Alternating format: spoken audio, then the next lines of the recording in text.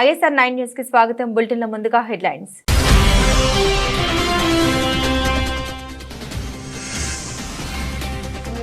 వంద శాతం job guarantee లాంటి ప్రకటన వద్దు. కోచింగ్ సెంటర్లకు కేంద్రం కొత్త మార్గదర్శకాలు.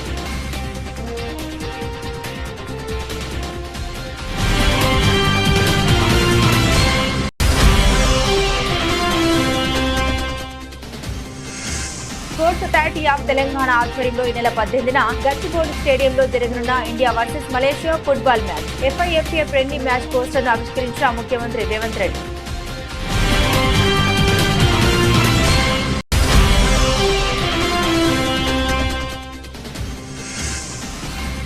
సంక్షేమ పథకాలు ఎగ్గొట్టడానికి కూటమి ప్రభుత్వం సాకులు వెతుకుతుంది. ఎన్డీఏ ప్రభుత్వంపై నిప్పులు చెరిగిన మాజీ మంత్రి కాకాని గోవర్ధన్ రెడ్డి.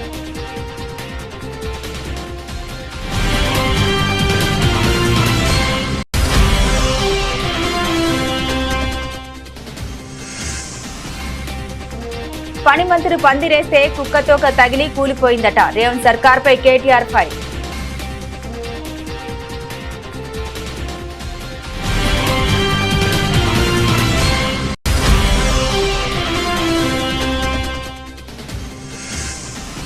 కార్తీక పౌర్ణమి సందర్భంగా కరీంనగర్ జిల్లాలో భక్తులతో కిటకిటలాడిన శివాలయాలు. కార్తీక స్నానాలు ఆచరించి కార్తీక దీపాలు వెలిగించి మొక్కులు చెల్లించుకున్న భక్తులు.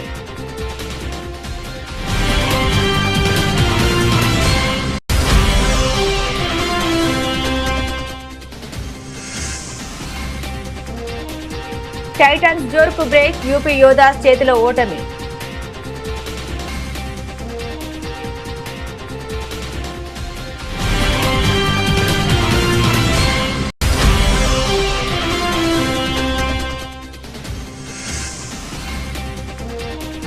డాకు మహారాజుగా బాలకృష్ణ గూస్ బంప్ తెప్పిస్తున్న టైటిల్ టీజర్.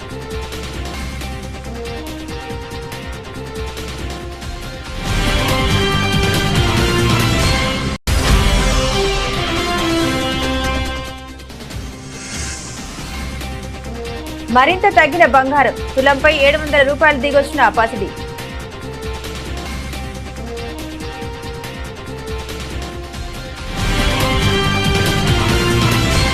కోచింగ్ సెంటర్ల అతి ప్రచారాలకు అడ్డుకొట్టవేయాలని కేంద్ర సర్కార్ నిర్ణయించింది.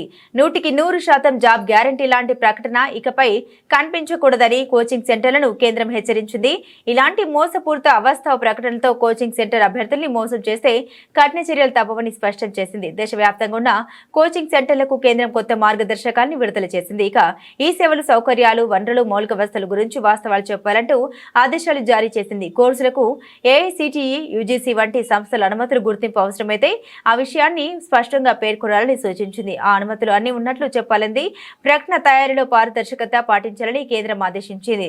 కేంద్ర ప్రభుత్వం నిర్వహించే నేషనల్ కన్స్యూమర్ హెల్ప్ లైన్ లో భాగస్వామి కావడానికి ప్రతి కోచింగ్ సెంటర్ ప్రయత్నించాలని, నిబంధనలు ఉల్లంఘిస్తే వినియోగదారుల పరిరక్షణ చట్టం 2019 కింద చర్యలు తీసుకుంటామని కూడా హెచ్చరించింది. బాధ్యులైన వ్యక్తులు, సంస్థలపై జరిమానా విధించడంతో పాటు నిర్దిష్టమైన జవాబుదారీతనాన్ని ఖరారు చేసి భవిష్యత్తులో ఎలాంటి తప్పులు జరగకుండా చూస్తామని కేంద్రం హామీ ఇచ్చింది. దీనిపై సెంట్రల్ కన్స్యూమర్ ప్రొటెక్షన్ అథారిటీ అంతిమ మార్గదర్శకాలను కేంద్రానికి సమర్పించింది. అడ్డగోలుగా ప్రకటనలు చేస్తూ ఆంక్షల్ని ఉల్లంఘించి నడుపుతున్న కోచింగ్ సెంటర్స్ కు CCPA ఇప్పటికే 54 నోటీసులను జారీ చేసింది. 54,60,000 రూపాయల జరిమానా కూడా విధించింది. ఇక సెలక్షన్స్ తర్వాత జాబ్ వచ్చాక అభ్యర్థుల నుండి ఎలాంటి రాతపూర్వక అంగీకారం తీసుకోకుండా వారి పేర్లను, ఫోటోలను, ఇతర డీటెయిల్స్ ను తమ ప్రకటనలో కోచింగ్ సెంటర్లు వాడకూడదని మార్గదర్శకాలు స్పష్టం చేసింది కేంద్రం.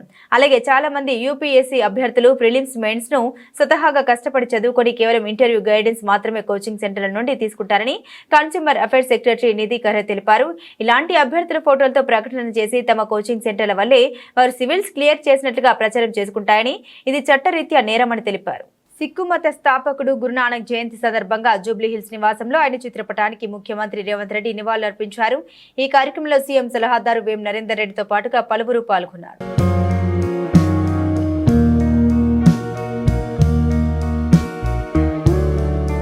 స్పోర్ట్స్ అథారిటీ ఆఫ్ తెలంగాణ ఆధ్వర్యంలో ఈ నెల 18న గచ్చిబౌలి స్టేడియంలో India versus Malaysia football match జరగనుంది. ఇందులో భాగంగా FIFA ఫ్రెండ్లీ మ్యాచ్ పోస్టర్ను ముఖ్యమంత్రి రేవంత్ రెడ్డి ఆవిష్కరించారు. ఈ పోస్టర్ ఆవిష్కరణలో ఉప ముఖ్యమంత్రి భట్టి విక్రమార్క, మంత్రులు శ్రీధర్ బాబు, పొన్నం ప్రభాకర్, ప్రభుత్వ సలహాదారులు K Keshavarao, Vem Narender Reddy, Srinivasaraju, sports authority of Telangana chairman Sivasenareddy, TPCC అధ్యక్షుడు ఎమ్మెల్సీ మహేష్ కుమార్ గౌడ్, మధు యాష్కి గౌడ్ ఉన్నతాధికారులు పాల్గొన్నారు.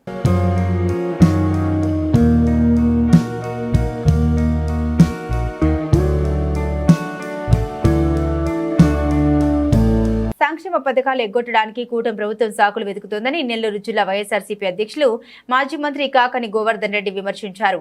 అప్పులపై ఆర్థిక మంత్రి అన్ని అసత్యాలు మాట్లాడారని మండిపడ్డారు. FRBM లిమిట్ 90% నుండి 180% పెంచామని అన్నారు. కోవిడ్ సమయంలో ఆదాయాలు లేని పరిస్థితిలో ఆ పని చేశారు, కానీ ఎప్పుడు FRBM లిమిట్ దాటలేదని తెలిపారు. డాక్యుమెంట్ కూడా ప్రజెంట్ చేయడం జరిగింది కూటమి ప్రభుత్వం.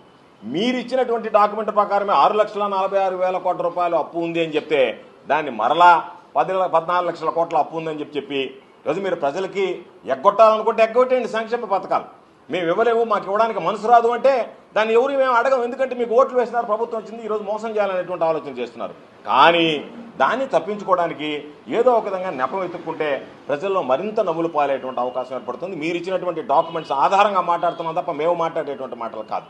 కాబట్టి కాగకు దాచిపెట్టామంటే ఈ 5 నెలలు ఏమి గాడిదలు కాశారు మీరు, అవన్నీ తీసి చూసి కదా నివేదించిన తర్వాత మీరు ఒక ఫిగర్కి 60 అయ్యారు. కాబట్టి ఇటువంటి అసత్యపు మాటలు, ఇటువంటి చీప్ చేష్టాలు మానుకుంటే మంచిదని చెప్పి నేను తెలియజేస్తున్నాను. మరొక రెండో మాట మాట్లాడాడు. FRBM లిమిట్ ఏదైతే ఉందో అది 90% ఉంటే దాన్ని 180%కి వైఎస్ఆర్ కాంగ్రెస్ పార్టీ ప్రభుత్వం పెంచింది అని చెప్పి మాట్లాడారు. అవును, ఎందుకు పెంచవలసి వచ్చింది అంటే 90% నుంచి 180%కి పెంచడానికి మేము ఎప్పుడూ 90% మించి వాడుకున్నటువంటి సందర్భం లేదు FRBM లిమిట్. కానీ 90% నుంచి 180%కి ఎందుకు పెంచామంటే కోవిడ్ సమయంలో రెవెన్యూ రిసీట్స్ రాలేదు. ఈ దేశంలోనే జగన్మోహన్ రెడ్డి గారి నాయకత్వంలో ప్రతి ఒక్కరికి వ్యాక్సినేషన్ దగ్గర నుంచి, ట్రీట్మెంట్స్ దగ్గర నుంచి, బెడ్స్ ఏర్పాటు చేయడం దగ్గర నుంచి, వైద్య సదుపాయాలు అందించడం నెంబర్ 1గా నిలిచినటువంటి రాష్ట్రం ఆంధ్ర రాష్ట్రం. అందరి మన్నలు ఈరోజు ఇతర దేశాలలో కూడా ఆంధ్ర రాష్ట్ర ముఖ్యమంత్రి జగన్మోహన్ రెడ్డి గారు అందించినటువంటి సేవలు ఎనలేనివి అని చెప్పి కొనియాడినటువంటి సందర్భాలు. ఆయనని ఎంతోమంది బ్రహ్మాండంగా చేశారు అని చెప్పి కితాబ్ ఇచ్చినటువంటి పరిస్థితి. అటువంటి ముఖ్యమంత్రి గారు 90 నుంచి 180% పెంచి ఒక జీవో ఇష్యూ చేశారు, కానీ ఎక్కడ వాడుకోలేదు. ఈరోజు దాన్ని మాట్లాడుతూ మీరు ఇచ్చినటువంటి ఆ రెవెన్యూ రిసీట్స్ పైన 90 నుంచి 180కి పెంచారు అని చెప్పి మాట్లాడారు. కనీసం అవగాహన నుండి మాట్లాడుతున్నావా, అవగాహన లేక మాట్లాడుతున్నావా, తెలిసి మాట్లాడుతున్నావా, తెలియక మాట్లాడుతున్నావా తెలియనటువంటి పరిస్థితి. ఈరోజు ఒక్కసారి చూస్తే గ్యారంటీ అవుట్ స్టాండింగ్ మీరు ఇచ్చినటువంటి లెక్క ప్రకారం వాల్యూమ్ 5లో బడ్జెట్లో ఇచ్చినటువంటి కాలం ప్రకారం గ్యారంటీ అవుట్ స్టాండింగ్ చూస్తే 1,54,797 కోట్లు. గ్యారంటీడ్ అవుట్ స్టాండింగ్ వచ్చి నియమ నిబంధనల ప్రకారం తీసుకోవాల్సినానికి అవకాశం ఉండేది, ఎలిజిబిలిటీ ఉండేది 2,23,004 కోట్లు. 2,23,004 కోట్ల రూపాయలు తీసుకునేటువంటి అవకాశం ఉంటే మీరు చెప్పినటువంటి లెక్కల ప్రకారమే వాల్యూమ్ 5 ఆఫ్ బడ్జెట్ ప్రకారం కాలం ప్రకారం 1,54,797 కోట్లు మాత్రమే తీసుకోవడం జరిగింది. దాన్ని బట్టి చూస్తే రెవెన్యూ రెసిట్స్ చూస్తే 1,73,797 కోట్లు, తీసుకున్నటువంటి మొత్తం చూస్తే 1,54,797 కోట్లు. ఆ రెవెన్యూకి సంబంధించినటువంటి ఆ రిసీట్స్ చూస్తే కాంగ్రెస్ పార్టీ తెలంగాణలో ప్రభుత్వాన్ని ఏర్పాటు చేసి డిసెంబర్ 7 నాటికి ఏడాది పూర్తవుతుంది. ఈ నేపథ్యంలో రాష్ట్ర వ్యాప్తంగా ప్రజాపాలన విజయోత్సవాల్ని ఘనంగా నిర్వహించాలని ముఖ్యమంత్రి రేవంత్ రెడ్డి నిర్ణయించారు. అలాగే వరంగల్, మహబూబ్ నగర్, కరీంనగర్ జిల్లాలో బహిరంగ సభలు నిర్వహిస్తున్నారు. ఈ సభల్లో ముఖ్యమంత్రి పాల్గొంటారు. అలాగే డిసెంబర్ 9వ తేదీన సచివాలయం ఆవరణంలో తెలంగాణ తల్లి విగ్రహాన్ని ఆవిష్కరిస్తారు. ఈ నెల 19వ తేదీన వరంగల్ వేదికగా 22 జిల్లాలో ఇందిరా మహిళా శక్తి భవనాలకు శంకుస్థాపన చేయనున్నారు. ఈ మేరకు ప్రజాపాలన విజయోత్సవాల నిర్వహణ, పర్యవేక్షణ సహా వివిధ అంశాలపై జూబ్లీహిల్స్ లోని తన నివాసంలో ముఖ్యమంత్రి గురువారం సమీక్ష నిర్వహించారు.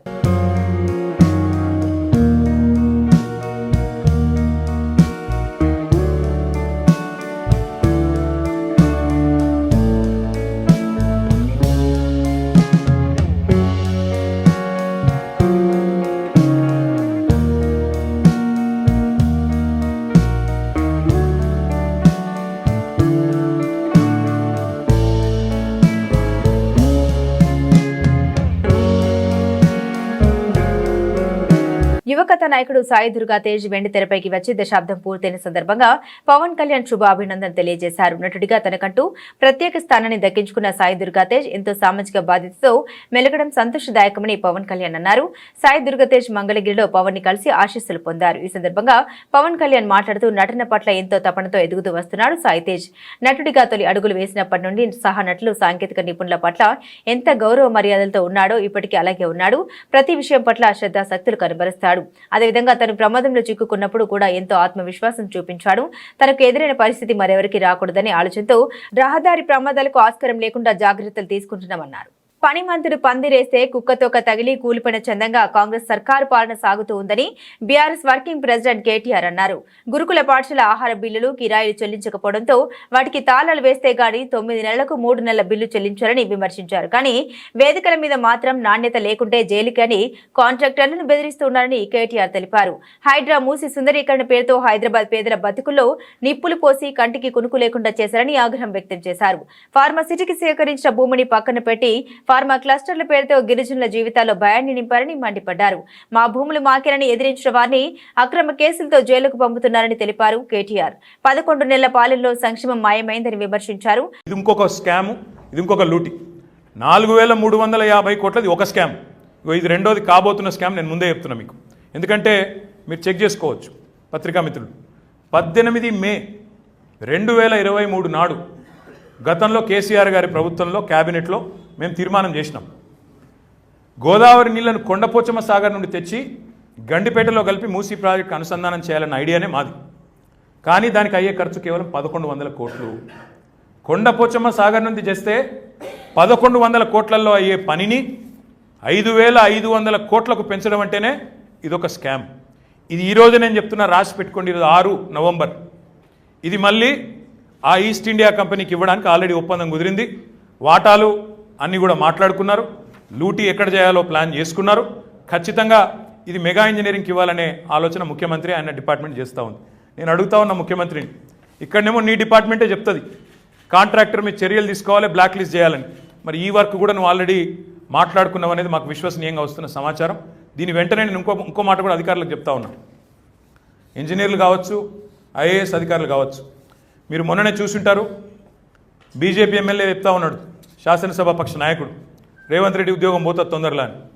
మీరు పిచ్చి పిచ్చి చేసి రేవంత్ రెడ్డి ఆడిచ్చినట్టు ఆడితే మీ ఉద్యోగాలు కూడా పోతాయి. మళ్ళీ తర్వాత మమ్మల్ని అనొద్దు, ఎందుకంటే వచ్చేది ఖచ్చితంగా మా ప్రభుత్వమే.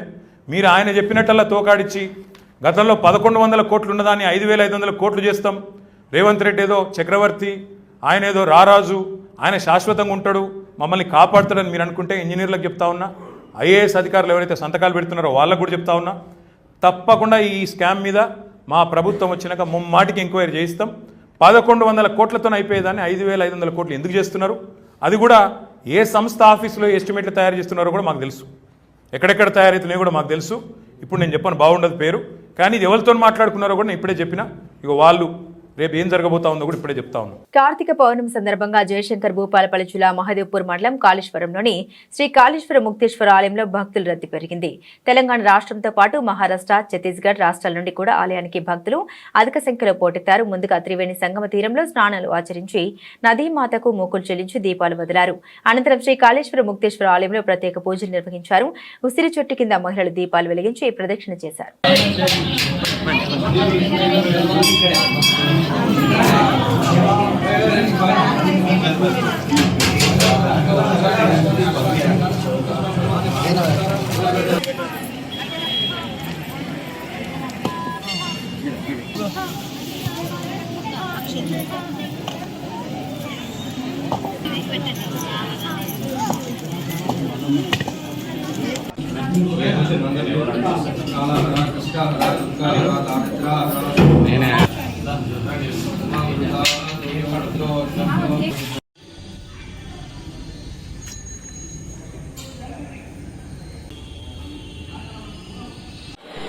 శ్రీ కాళేశ్వర ముక్తేశ్వర స్వామి దేవస్థానం కాళేశ్వరంలో కూడా ఈరోజు కార్తీక పౌర్ణమి పురస్కరించుకొని భక్తులందరూ కూడా ఉదయం నుంచే గోదా నదీ స్నానాలు ఆచరించుకొని స్వామివారిని దర్శిస్తున్నారు.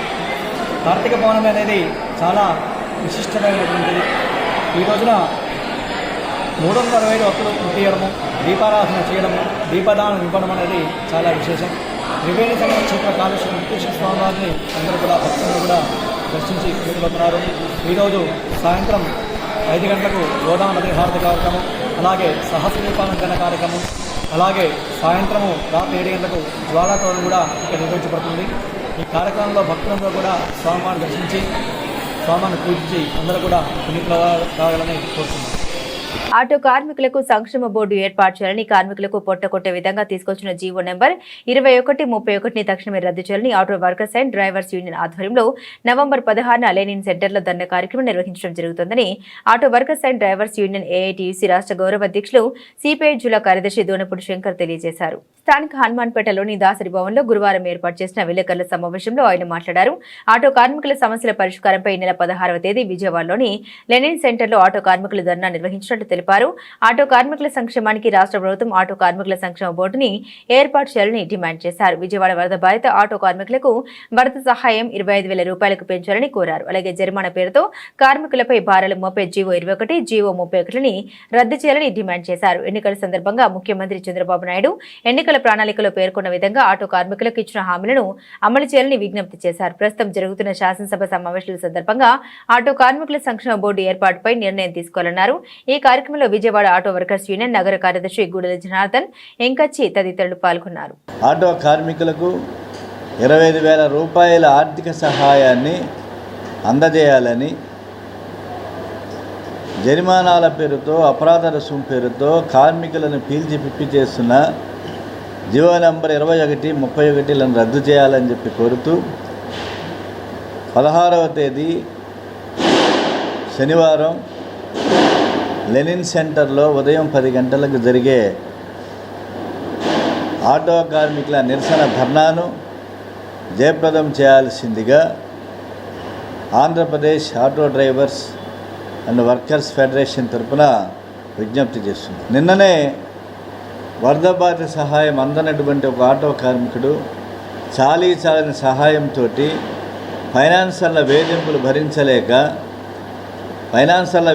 భరించలేక తన ఆటోని తానే తగలబెట్టుకున్నటువంటి పరిస్థితి సింగనగర్లో చూసాం. ఈ విషయం రాష్ట్ర ముఖ్యమంత్రి గారు గమనంలోకి తీసుకోవాలని చెప్పి విజ్ఞప్తి చేస్తున్నారు. ఓ పక్కన ఆటో కార్మిక సంక్షేమ బోర్డుని ఏర్పాటు చేయాలని చెప్పి వరద బాధితుల సహాయాన్ని 10,000 నుంచి 25,000 రూపాయలకి పెంచాలని చెప్పేసి విజ్ఞప్తి చేస్తున్నాం. అందువల్ల ఆటో కార్మిక రంగాన్ని మీరు ఎన్నికల మేనిఫెస్టోలో ప్రకటించారు, ఆటో కార్మికుల సమస్యను అమలు చేస్తామని చెప్పి. కాబట్టి ఆటో కార్మికుల సమస్యలపైన మీరు ఇచ్చినటువంటి హామీలని అమలు చేయాలని చెప్పి కోరుతూ, వాగ్దానం అమలు చేయాలని చెప్పి ఎన్నికల మేనిఫెస్టోలో ఏదైతే ప్రకటించారో ఆటో కార్మిక సంక్షేమ బోర్డుని ఏర్పాటు చేయాలని చెప్పి 16వ తేదీన జరిగే లెనిన్ సెంటర్లో జరిగేటువంటి ధర్నాలో పెద్ద ఎత్తున పాల్గొవలసిందిగా ఆటో కార్మిక లోకానికి Andhra Pradesh auto drivers and workers federation తరపున విజ్ఞప్తి చేస్తున్నాం. ఈ పాత్రికేయ సమావేశంలో విజయవాడ ఆటో వర్కర్స్ అధ్యక్ష కార్యదర్శులు ఎర్రా రాములు, అలాగే జనార్దన్, సుబ్రహ్మణ్యం, వెంకచ్చి, చారి, అలాగే ఇతర మిత్రులందరూ కూడా పాల్గొనడం జరిగింది.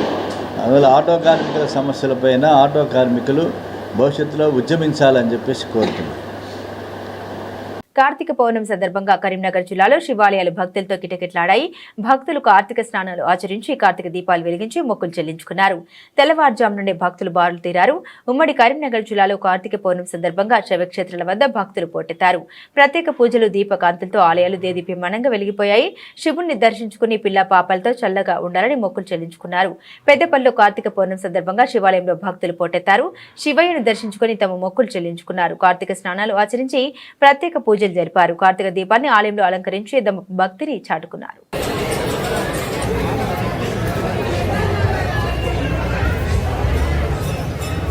సాలగ్రావధారం తుభ్యమహం సంప్రదదేర్నమః.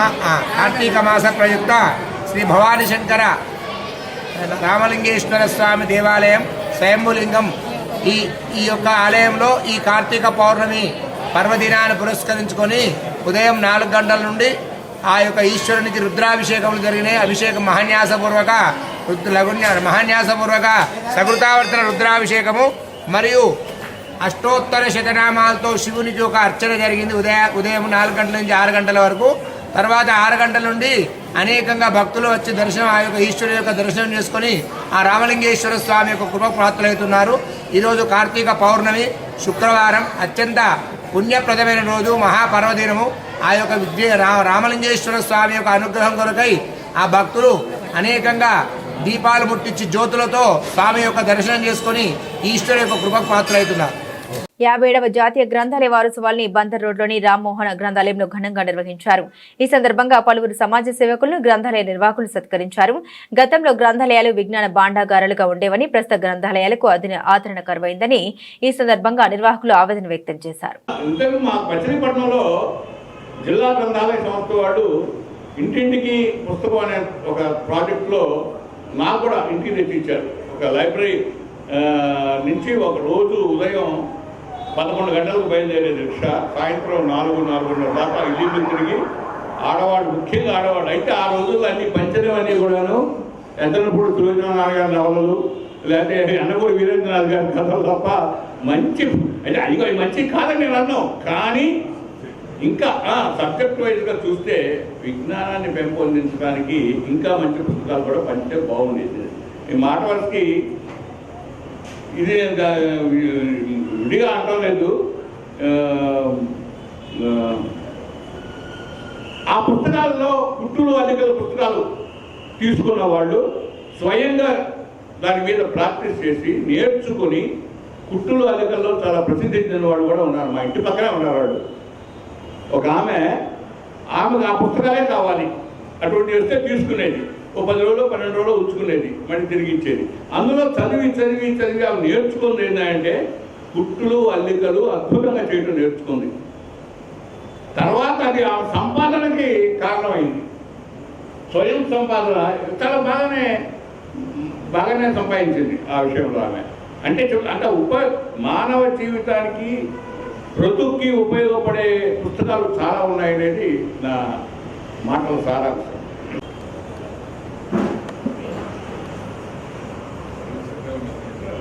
సార్ దగ్గర ఒక్కసారి చూడండి, కొంచెం దగ్గరగా ఉంది.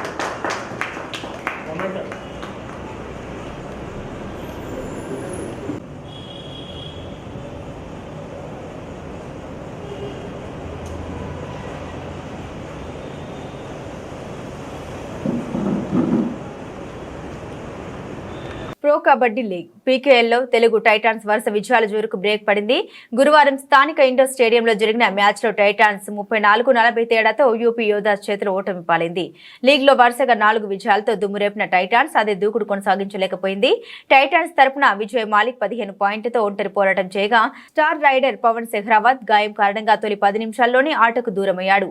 ఇది టైటాన్స్ గెలుపు అవకాశాల్ని ఒక రకంగా దెబ్బతీసింది. మరోవైపు యోధాస్ తరపున భవానీ రాజ్పుత్, ఆల్రౌండర్ భారత్ సూపర్ 10తో సత్తా చాటారు. ఈ మ్యాచ్ లో తెలుగు టైటాన్స్ అది నుండే సత్తా చాటింది. అటు రైడింగ్ కు తోడు డిఫెన్స్ లో వరుస పాయింట్లతో యోధాస్ ను ముప్పు తిప్పలు పెట్టింది.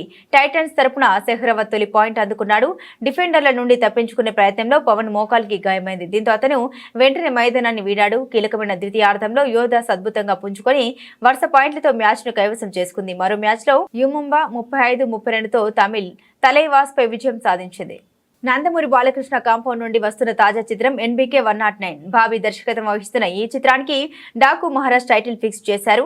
ఈ చిత్రంలో బాలీవుడ్ డాన్సింగ్ క్వీన్ ఉర్వశి రౌటేలా, శ్రద్ధ శ్రీనాథ్ ఫీమేల్ లీడ్ రోల్స్ పోషిస్తున్నారు. బాలీవుడ్ నటుడు బాబీ డియోల్ విలన్ గా నటిస్తున్నారు. అభిమానులు ఎప్పుడెప్పుడు అని ఎదురు చూస్తున్న NBK 109 టైటిల్ అనౌన్స్మెంట్ టీజర్ రాని వచ్చేసింది. ఇక ఈ కథ వెలుగును పంచే దేవుళ్ళది కాదు, చీకటిని పంచే రాక్షసులది కాదు, ఆ రాక్షసుల్ని ఆడించే రావణుడిది కాదు.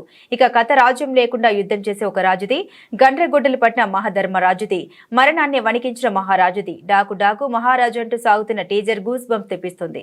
ఈ చిత్రాన్ని సితారా ఎంటర్టైన్మెంట్స్, ఫార్చ్యూన్ 4 సినిమా బ్యానర్లపై సూర్యదేవర, నాగవంశీ, సాయి సౌజన్య సంయుక్తంగా తెరకెక్కిస్తున్నారు. డూపులు లేవు, డూప్లికేట్ లేవు, ఒరిజినల్ బాలయ్య బాబు. గుర్రం ఎక్కింది ఆయనే, నడిపింది ఆయనే, గ్యాలప్ ఇచ్చింది ఆయనే, యుద్ధానికి వచ్చేది కూడా ఆయనే. ఒరిజినల్ షాట్స్ అన్నీ మీరు చూసినాయి.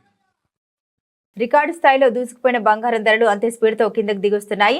అంతర్జాతీయంగా దేశీయంగా కొనుగోళ్ల డిమాండ్ పడిపోవడంతో ధరలు మరింత తగ్గాయని ఆల్ ఇండియా సరఫరా అసోసియేషన్ వెల్లడించింది. ఢిల్లీ బులియన్ మార్కెట్లో తులం పుత్తడి ధర 700 దిగొచ్చి 77,000 స్థాయికి చేరుకుంది. అంతకుముందు ఇది 77,750 రూపాయలుగా ఉంది. ఇటు హైదరాబాద్లో 24 క్యారెట్ల తులం బంగారం ధర 1,200 దిగొచ్చి 75,650కి తగ్గింది. అలాగే 22 క్యారెట్ల బంగారం ధర 1,100 తగ్గి 70,000 దిగువకు పడిపోయింది. బులియన్ మార్కెట్ ముగిసే సమయానికి 69,350 రూపాయలుగా నమోదైంది.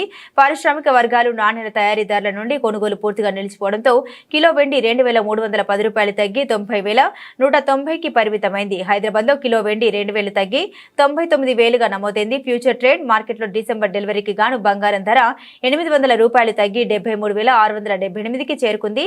అమెరికా ధరల సూచీ గణాంకాల విడుదల కావడంతో డాలర్కు అనూహ్యంగా డిమాండ్ నెలకొందని, అలాగే ఫెడరల్ రిజర్వ్ వడ్డీ రేట్లను తగ్గించే అవకాశాలు ఉండడం కూడా బంగారం ధరలు తగ్గడానికి ప్రధాన కారణమని LKP securities vice president Jatin Trivedi తెలిపారు. గోల్డ్ ఫ్యూచర్ మార్కెట్లో ఆన్స్ గోల్డ్ ధర 29.10 డాలర్లు తగ్గి 2 నెలల కనిష్ట స్థాయి 2,557.40 డాలర్లకు పడిపోయింది. బులెటిన్ ముగించే ముందు హెడ్లైన్స్ మరోసారి.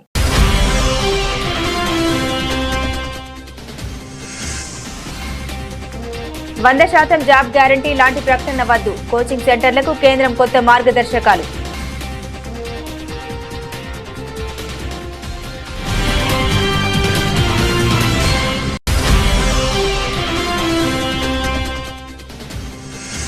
స్పోర్ట్స్ అథారిటీ ఆఫ్ తెలంగాణ ఆధ్వర్యంలో ఈ నెల 18న గచ్చిబౌలి స్టేడియంలో జరగనున్న India versus Malaysia football match. FIFA friendly match పోస్టర్ను ఆవిష్కరించిన ముఖ్యమంత్రి రేవంత్ రెడ్డి.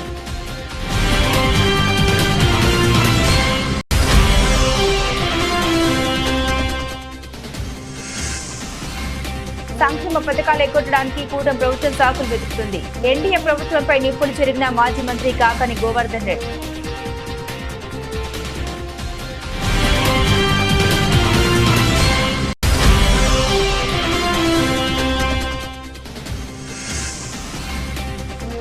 పనిమంతులు పందిరేస్తే కుక్కతోక తగిలి కూలిపోయిందట. రేవంత్ సర్కార్పై కేటీఆర్ ఫైర్.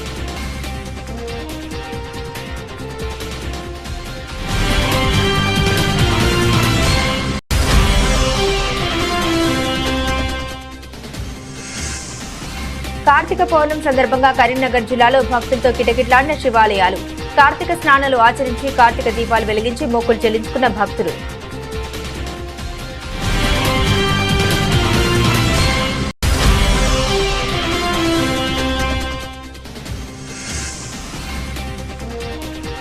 టైటాన్స్ జోరుకు బ్రేక్. యూపీ యోధాస్ చేతిలో ఓటమి.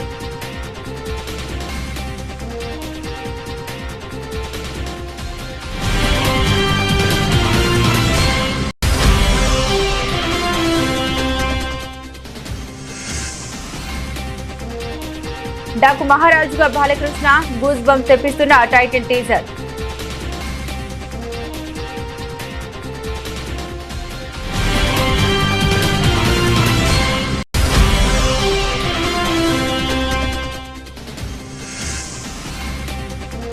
మరింత తగ్గిన బంగారం. తులంపై 700 రూపాయలు దిగొచ్చిన పసిడి.